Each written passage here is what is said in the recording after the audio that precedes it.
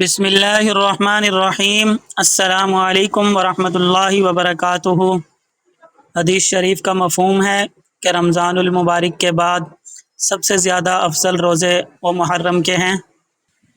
محرم الحرام کا مہینہ ایک خاص اہمیت رکھتا ہے۔ یہ مہینہ اللہ کا مہینہ ہے۔ نبی کریم صلی اللہ علیہ وسلم کے بتائے ہوئے طریقے پر چلتے ہوئے صبر، قربانی اور اصلاح کریں اپنی، اور یہ مہینہ اپنی اصلاح کا مہینہ ہے۔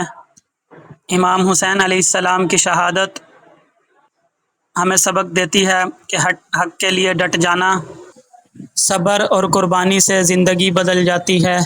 اگر ہم چاہتے ہیں کہ ہماری زندگی میں صبر، عزت، ہدایت، کامیابی ہو تو اس مہینے کو اپنی اصلاح کے لیے گزاریں۔ اے اللہ، ہمیں محرم الحرام کے صدقے صبر، ہدایت اور حق پر رہنے کی توفیق عطا فرما، آمین۔